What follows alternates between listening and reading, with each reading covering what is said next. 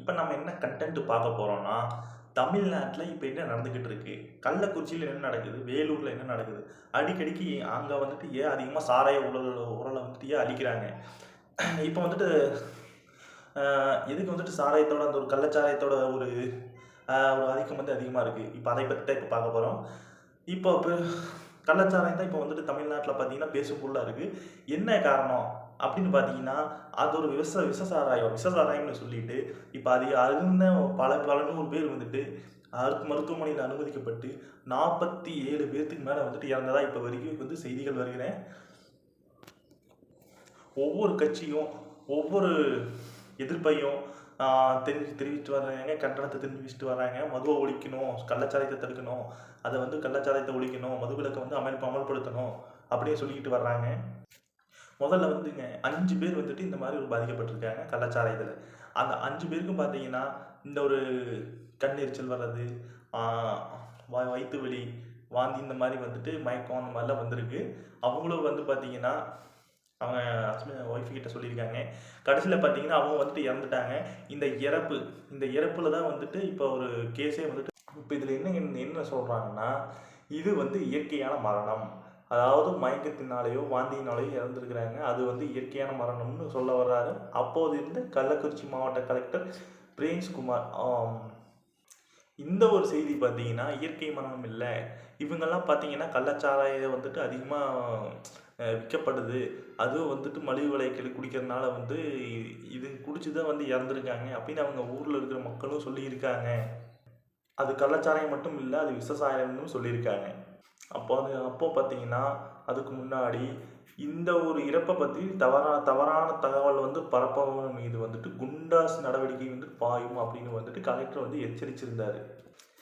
இதனால பார்த்தீங்கன்னா கலெக்டரை வந்து இப்படி சொல்லிட்டாரு அப்படின்னு இதையே ஒரு காரணமாக வச்சு பல 100 பேர் பார்த்தீங்கன்னா அந்த ஒரு இறப்பு நிகழ்ச்சியில் கலந்துக்கிட்டவங்க இந்த சாராயத்தினால் இந்த விஷ சாராயத்தினால தான் இறந்தாங்கன்னு தெரிய வரல.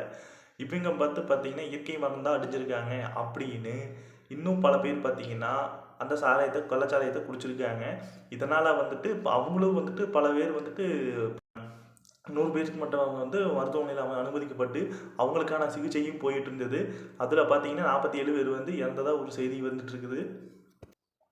இதில் பார்த்தீங்கன்னா அரசு ஒவ்வொரு உயிரிழந்த குடும்பத்துங்களுக்கு பார்த்தீங்கன்னா 10 லட்ச ரூபா வந்துட்டு நிதியுதவி வந்துட்டு அளிக்கிறதா வந்து சொல்லியிருக்காங்க, அறிவிச்சிருக்கிறாங்க.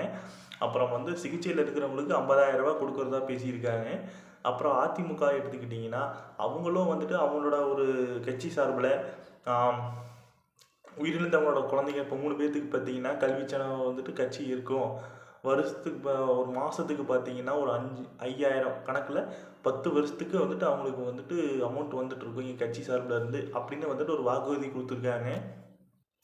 அதுக்கப்புறம் பார்த்தீங்கன்னா அதிமுக பொதுச் செயலாளர் எடப்பாடி கே பழனிசாமி அவர்கள் என்ன தெரிவிச்சிருக்காங்கன்னா, அரசு அறிவித்த 10 லட்சம் ரூபாய் நிதியுதவி வந்துட்டு அது வந்து குறைவான தொகை, நீங்கள் வந்துட்டு 25 லட்சத்தை தான் கொடுக்கணும். அதாவது அவங்களோட வந்துட்டு ஃப்யூச்சரில் வந்துட்டு அவங்க குடும்பத்துக்கு வந்துட்டு என்ன பண்ணுவாங்க, அவங்களோட ஒரு தலைவரே போயிட்டாரு, இதனால் வந்துட்டு எப்படி மக்கள் வந்துட்டு அவங்க குடும்பத்தில் இருக்கிறவங்க வந்து எப்படி ஒரு ஃபேமிலி ரன் பண்ணுவாங்க அப்படிங்கிற ஒரு கணக்கில் வந்துட்டு 25 லட்ச ரூபாய் கேட்டிருக்கிற அப்படி நிவாரண தொகையா. அப்புறம் இன்னொரு இது தெரிவிச்சிருக்காரு.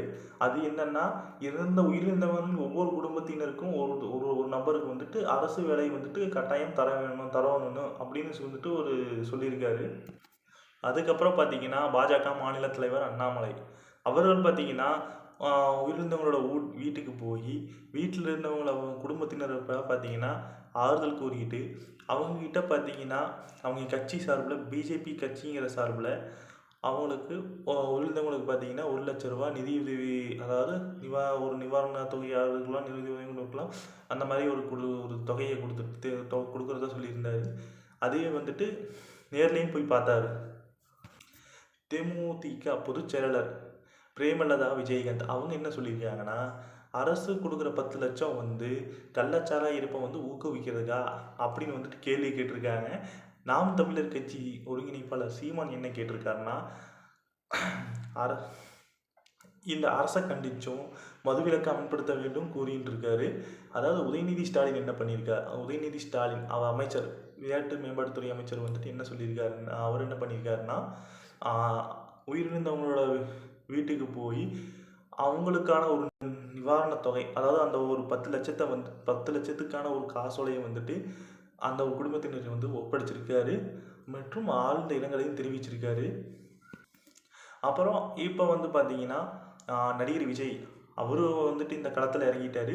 இந்த ஒரு களத்தில் இறங்கி அவர் என்ன பண்ணியிருக்காருன்னா, நடிகர் விஜய் அப்புறம் இன்னும் தமிழக வெற்றி கழகம் அந்த ஒரு கட்சியை வந்துட்டு இவர் தான் வந்துட்டு தலைவராக இருக்கிறாரு. அவர் வந்து மருத்துவமனையில் சிகிச்சையில் இருக்கிறவங்க கிட்ட போய் உங்களுக்காக நாங்கள் இருக்கிறோம் அப்படிங்கிற ஒரு உறுதியும் கொடுத்துட்டு, அவங்களோட ரசிகர்களுக்கெல்லாம் பார்த்தீங்கன்னா, ஒரு மாவட்ட நிர்வாகிகளுக்கெல்லாம் பார்த்தீங்கன்னா, என்னோட பிறந்தெல்லாம் கொண்டாடாதீங்க, அதில் அந்த ஒரு செலவை வந்துட்டு தவிர்த்துட்டு நீங்கள் வந்து கள்ளக்குறிச்சி சம்பவத்தில் அந்த ஒரு ஒரு சம்பவத்தில் பார்த்தீங்கன்னா, கள்ளச்சாராயம் குடிச்சு இறந்தவங்களுக்கும் அந்த கள்ளச்சாராயம் மூலிமா சிகிச்சை பெற்றுக்கிறவங்களுக்கும் உங்களோட குடும்பத்துக்கும் பார்த்தீங்கன்னா ஒரு நிதி உதவியோ இந்த மாதிரி வந்து தர சொல்லியிருக்கிறாரு. 2022 காலகட்டத்துக்கு மேலே பார்த்தீங்கன்னா இந்த மாதிரி கள்ளச்சாராயத்தோட புழக்கங்கிறது அதிகமாகிட்டே வந்துட்டு இருக்குது. இதுக்கு காரணம் என்ன? ஆட்சியாளர்களின் ஒரு கவனக்குறைவா, இல்லை அந்த இடத்துல இருக்கிற போலீஸாரின்னு ஒரு கவனக்குறைவா, இல்லை இவங்க வந்துட்டு கடத்தல் கும்பல், அதாவது கள்ளச்சாராயத்தை விற்கிற கும்பல் வந்துட்டு சுதாரிச்சுட்டு அதுக்கு ஏற்றாப்புல இந்த மாதிரி வேலை செய்கிறாங்களா அப்படிங்கிற ஒரு கண்ணோட்டமும் இருக்குது. அதுக்கப்புறம் பார்த்தீங்கன்னா அந்த மாவட்டத்தில் இருக்கிற மதுவிலக்கு துறையோட அந்த ஒரு போலீஸ் காவலர்கள் பார்த்தீங்கன்னா முற்றிலும் அந்த ஸ்டேஷன்லேருந்து எல்லாம் கலைக்கப்பட்டு எல்லாம் ட்ரான்ஸ்ஃபர் பண்ணப்பட்டுருக்குறாங்க. கலெக்டர் வந்துட்டு புதுசாக வந்துட்டு கள்ளக்குறிச்சி மாவட்டத்துக்கு வந்து போட்டிருக்கிறாங்க. அப்புறம் இன்னொன்று பார்த்தீங்கன்னா ஒரே ஊர் சார்ந்த 21 பேர் வந்துட்டு உயிரிழந்திருக்காங்க. அதே ஊரில் பார்த்தீங்கன்னா ஒரே தெருவை சார்ந்த 18 பேர் உயிரிழந்திருக்காங்க. இது வந்துட்டு அந்த ஊரில் வந்து கொஞ்சம் ஒரு கலக்கத்தை ஏற்படுத்தியிருக்கு. அதாவது எப்படின்னா, இந்த ஒரு கள்ளச்சாராயத்தில் இறந்தவங்களை மட்டும் 18 பேருனா, இந்த 18 பேர் சார்ந்த குடும்பங்களை யோசிச்சு பாருங்க. அந்த இடத்துக்கு வந்துட்டு இறப்புக்கான வந்திருக்கும் உறவினர்கள் வந்து யோசிச்சு பாருங்க எப்படி இருந்திருப்பாங்க. ஒரு ஆளுங்க ஒரு ஒரு ஒரு குடும்பத்தில் இருக்கிற ஒரு ஆள் வந்து இறந்ததுக்கே வந்துட்டு பல பேர் வந்துட்டு கண்ணீர் அடிக்கும் நேரத்தில் வந்து அதை ஒரு தெருவில் இருக்கிறவங்களே வந்துட்டு பல பேர் உயர்ந்திருக்கிறாங்க. அந்த பல பேர்த்துக்கான ஒரு மக்களை வந்து பார்க்கும்போது இப்படியுமா நம்ம வந்து வாழ்ந்துட்டுருக்குறோம் அப்படிங்கிற ஒரு மனநிலையிலிருந்து எல்லாருமே பார்த்திங்கன்னா தங்களோட வாழ்வாதாரத்தை வந்து மறந்துடுவாங்க. அப்புறங்க 21 உடல்களில் பார்த்திங்கன்னா அந்த ஒரு கோமுகி நதிக்கரைக்கு பக்கத்தில் வந்து உடல் தகனம் பண்ணலான்ட்டு வந்து வச்சுருக்காங்க. பட் அந்த ஒரு கெட்ட நேரம் அந்த ஒரு சாயங்காலம் ஒரு மாலை வேளையில் பார்த்திங்கன்னா அந்த இடத்துல மழை வந்துருச்சு. மழை வந்தனால வந்து விறகுகள்லாம் நனைஞ்சிருச்சு. இப்போ வந்துட்டு ஒரு கேள்வி கேட்கலாம், எதுக்கு வந்து கள்ளச்சாராயம் விற்கப்படுது? எதுக்கு வந்துட்டு 47 உயிர் பலியாக காரணமாக எது காரணமாக அமையணும்? எதுக்கு வந்து அரசு வந்து டாஸ்மாக் கடையில் வந்துட்டு பாட்டில் வந்து 150 ரூபாய்க்கு விற்றுட்ருக்குறாங்க? அதிகபட்சமாக 1000 கணக்கில் வந்து செல்லுது, குறைஞ்சபட்சம் வந்து 150. இந்த மதுபானத்தோட விலையை வந்துட்டு இதில் என்ன இந்த ஒரு மதுபானத்தோட விலை இதில் வந்துட்டு உங்களுக்கு என்ன புரிஞ்சுக்க முடியுது? இதை பார்த்தீங்கன்னா டாஸ்மாகில் 150 ரூபா சாராயம், அதே கள்ளச்சாராயத்தை எடுத்துக்கிட்டிங்கன்னா 20லேருந்து 50 வரும் ஒரு பாக்கெட்டு. இதில் வந்து எடுத்துக்கிட்டிங்கன்னா ஒரு டாஸ்மாகில் வாங்குகிற சாராயத்தை விட கள்ளச்சாராயம் வந்துட்டு விலை மலிவு, போதை அதிகமாக தரும். ஒரு நாளைக்கு வந்துட்டு ஒரு ஏழை குடும்பத்தில் ஒரு ஆள் வந்துட்டு 300 ரூபாயிலேருந்து 800 ரூபா வந்துட்டு சம்பாதிக்கிறான்னு வச்சுக்கோங்க. அதில் 150 ரூபா ப்ளஸ் ஒரு 50 போட்டிங்கனாலும் 200 ரூபா வந்துட்டு அவங்களுக்கு வந்து மைனஸ் ஆகுது. அப்போ அவங்களுக்கு போகிற சம்பளம் எவ்வளோன்னா, குறைஞ்சபட்சம் வாங்குறதுக்கு வந்து 100 ரூபா போகும். அதிகபட்சம் 800 வாங்குறதுக்கு வந்துட்டு 200 ரூபா போச்சுன்னா 600 ரூபா வந்து நிற்கும். இது வந்துட்டு அவங்க ஃபேமிலியை ரன் பண்ண முடியுமா? அவங்களோட கடனை அடைக்க முடியுமா? அவங்களோட குழந்தைங்களோட படிப்பு செலவு வந்துட்டு இது பண்ண முடியுமா? அவர்களோட ஒரு சில தேவைகளை வந்துட்டு பூர்த்தி செய்ய முடியுமா? இப்படிங்கிற ஒரு மைண்ட் செட்டில் போகிறனால குறைவான, அதாவது இந்த கள்ளச்சாராயம் இந்த மாதிரி வந்துட்டு அதிகம் பயன்படுத்துறதுனால அவங்களோட உயிர் வந்துட்டு அவங்களோட உயிர் பாதிப்படைஞ்சு போக போகுது அப்படின்னு அவங்களுக்கே தெரியாமல் இந்த ஒரு விளைவான ஒரு கள்ளச்சாராயத்தை குடிச்சு, அதாவது விஷசாராயம்னு சொல்கிறோம். போன வருஷம் பார்த்திங்கன்னா சைனைடுன்னு சொன்னாங்க. இந்த வருஷம் வந்து மெத்தனால் அதிகம்னு சொல்லிட்டு இருக்கிறாங்க. என்னென்னு இப்போ வரைக்கும் தகவல் உறுதியாக வரல. இப்போ தமிழகத்தில் வந்துட்டு முதல் முறையாக எப்போ வந்து மதுவிலக்கை வந்துட்டு அமல்படுத்தினாங்க அப்படின்னு பார்க்கலாம். 1937ஆம் ஆண்டில் வந்து மெட்ராஸ் மாகாணமாக இருக்கும்போது, அப்போ இருந்து ஆந்திரா, கொஞ்சம் இடத்துல வந்து கர்நாடகா, இந்த ஒரு கேரளா சில பகுதியில் பார்த்திங்கன்னா இந்த ஒரு மெட்ராஸ் மாகாணத்தில் வந்துட்டு அடங்கும். இந்த ஒரு மாகாணத்தில் வந்துட்டு காங்கிரஸ் ஆட்சியில் இருந்துச்சு. அப்போ இருந்த ராஜகோபாலாச்சாரி அவர்கள் பார்த்திங்கன்னா மதுவிலக்கை வந்துட்டு அமல்படுத்தினார். 1971 பார்த்திங்கன்னா ஆகஸ்ட் 30 அப்போ வந்து தமிழகத்தில் வந்து மதுவிலக்கு தளர்த்தப்பட்டது. ஏன்னு சொல்ல போனீங்கன்னா அதிகமாக வந்து கள்ளச்சாராயத்து வந்துட்டு புழக்கம் அதிகமாகிடுச்சு. மறுபடியும் வந்து பார்த்திங்கன்னா அவங்களோட கள்ளச்சாராயம் குடித்து இறப்புகள் வந்துட்டு அதிகமாக போயிட்டு இருந்துச்சு. அதுக்கப்புறம் பார்த்தீங்கன்னா இறப்பு அதிகரிச்சுக்கிட்டே இருக்கும்போது அம்மாநிலத்தில் இருந்த திமுக அரசு, அப்போ இருந்த திமுக அரசு 1924 மறுபடியும் கள்ளச்சாராயத்தையும் இந்த மதுவிலக்கை வந்துட்டு தமிழ்நாட்டில் வந்துட்டு இதெல்லாம் வந்துட்டு அதிகமாக போயிட்டு இருக்குது. குறைஞ்ச உடனே மறுபடியும் வந்துட்டு அறிமுகப்படுத்தியிருக்கிறாங்க.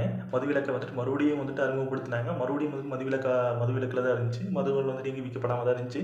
மறுபடியும் வந்துட்டு கலாச்சாரம் வந்துட்டு அதிகம் வந்து தொடங்கின உடனே 1981 தமிழ்நாட்டில் வந்து பார்த்தீங்கன்னா எம்ஜிஆர் தலைமையில் அரசு இருந்துச்சு. அப்போ வந்துட்டு மதுவிலக்கை வந்துட்டு அவர் விலக்கிட்டார்.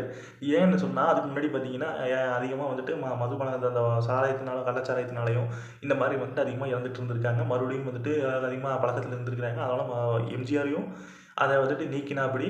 அதுக்கப்புறம் மறுபடியும் வந்து 1987 வந்து அதே 1987 பார்த்தீங்கன்னா துவக்கத்திலேயே சாராய கடை, கல்லுக்கடையை எல்லாத்தையுமே மூடிட்டார் அந்த எம்ஜிஆர் தலைமையிலான அரசு. மறுபடியும் மதுவிலக்கு அமலில் இருக்கும்போது அமர்ந்திருந்த காலகட்டத்தில் பார்த்தீங்கன்னா கள்ளச்சாராயத்தோட வியாபாரம் வந்துட்டு தடுக்க ஆரம்பிச்சது. அதை குடிச்சிட்டு இறப்புகளும் அதிகரிச்சுட்டு இருந்தது. தமிழகத்தில் பார்த்தீங்கன்னா அதிகமாக உயிரிழப்பு நிகழ்ந்துட்டு இருந்தது. இதனால் மதுவிலக்கு நீக்க வேண்டிய கட்டாயம் ஏற்பட்டது. மெத்தனால் அதிகமாக குடிச்சு இறப்புகள் வந்துட்டு அதிகமாக ஏற்பட்டுச்சு.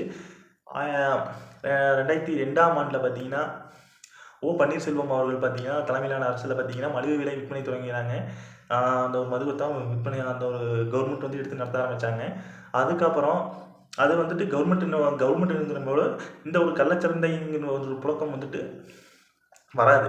அதிகமாக ஏன் வராதுன்னா ஒரு தனியாருங்கும்போது அவங்க வந்துட்டு கள்ளச்சந்தையில் வந்து விற்கிறது இப்படினாலும் ஈஸி தான்.